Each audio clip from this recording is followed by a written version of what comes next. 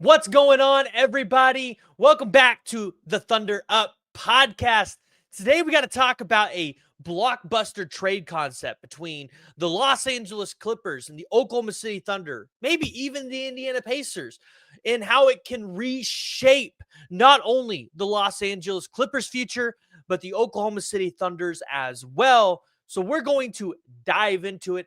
As always, want to hear from y'all. So, jump in the comments. Let me know what your thoughts are. If you're new to the channel, we'd love to have you be a part of everything we got going on over here. Hit that like, hit the subscribe button, and let me know that you guys are new to the channel. But let's talk about it. Bleacher Report just recently proposed a trade idea for a 3-team trade between Oklahoma City, the Los Angeles Clippers, and the Indiana Pacers. Now, we know the Clippers need help, right? Right now, they're not winning anything. They really don't have control over their future and their draft capital because of the absolute robbing that Sam Presti did when he went in and took SGA and all those draft picks from the Los Angeles Clippers. The Clippers need help. And so the trade proposal was that the Clippers would get Jarace Walker, Isaiah Jackson, their 2026 and 2027 first-round picks back from Oklahoma City. The Pacers would get Zubac, and the Thunder would get essentially the Clippers 30, 31, and 32 first-round picks, and they would get the Indiana Pacers 27 first-round pick. Additionally, they would get 2 second first-round picks from Indiana in 2030 and 2032. So the big idea here is that the Clippers would be able to regain control over their next 2 first-round picks when you have a generational draft upcoming in 2026. And Oklahoma City would get future capital down the line, and the Pacers would essentially get back some center depth that they lost when they traded Miles Turner to the Bucks. But you might be asking yourself, well, why would this potentially make sense for the Clippers, right? Why would a guy like Sam Presti want to do this? Well, here's why it would make sense for the Clippers. Like I said, they're not winning right now. They've struggled throughout this whole season. And the thing is, right now, it does not benefit them to tank because they don't own their draft capital. So they're limping into a playoff spot if that's even possible. And they're not even really going to be able to make a run at it, it feels like. So they need to reset, but they can't reset. And so with the Clippers' unique problem, they don't control their own first-round picks until 2030 unless they do something. And right now, here's what their draft capital picture looks like. In 2026, the pick is owed to Oklahoma City.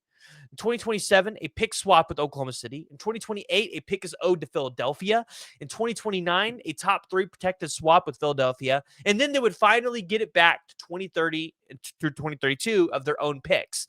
So no real usable first-round picks until 2030 unless they can recover 26 and 27, which is exactly what this trade would be intending to do. And again, why it matters. The 26 and 27 drafts are very valuable. They're very deep. We keep talking about how they're generational drafts. This would give them an opportunity to take the young core they have now, pair it with a couple more young guys, and potentially be better down the future. And even better, right? This would give them a lot of flexibility. They could take James Harden. They could take Kawhi Leonard, shop those around, maybe get a couple more picks in there, and they would really be able to set themselves back up for the future.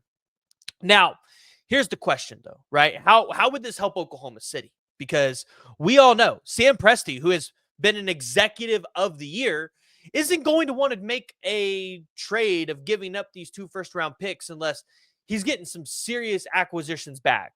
Well, obviously, getting as many picks as we talked about back, that's awesome. But for the Thunder, this isn't even close to a loss, right?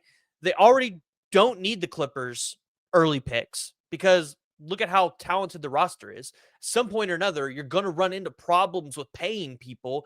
And if you get a guy like Cameron Boozer, who one day might be eligible for a Supermax, maybe down the road with Chet and J-Dub and Shea, it becomes a little harder to keep some of that talent.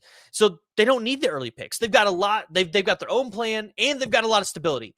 They would gain future picks in 2030 and 2032, plus swap rights in 2031, which would give them more draft capital during their real contention window. Because that's the other thing, too. That's a point where we're going to talk about, hey, maybe the Oklahoma City start to lose some depth because they're having to, start to pay some guys. And, obviously they can't pay everybody. Or, hey, maybe at some point or another, SGA is just getting a little older, and maybe you do want to reset with another star. Now you have draft capital up into the 2030s that would really give you an opportunity to look into that future. I know it's too early to talk about a future without SGA. And also, you're just stockpiling picks when you're already deep, right? This is another thing, right? When you get into the problems of paying players, stockpiling picks to be able to go out and draft really good players like Cason Wallace, or go out there and get you like another Brooks Barnheiser, guys who could make real significant impacts for you for 5 to 6 years on cheap contracts. That's valuable, and that's what these picks would be able to do. So this would give Oklahoma City long-term optionability without blocking their current roster construction.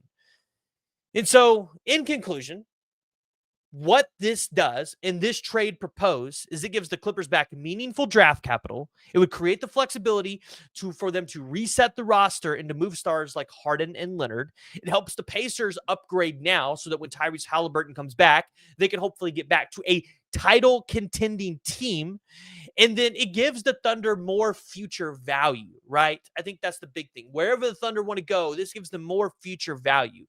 And that's why this isn't just a pipe dream. It's a strategic move for all three teams. So whether this actually happens is another story, because nobody can really read into Sam Presti and what Sam Presti's actually wanting to do. But this is probably one of the more compelling trade concepts that I've seen over the past couple of years from Bleacher Report, or really anybody that's not in the front office, right? This one probably just makes the most sense. So, of course, I want to hear from y'all. Join the discussion. Let me know what you guys think. Should the Oklahoma City Thunder make this kind of move? If you're new to the channel, hit that like, hit the subscribe button. We'll see you all next time.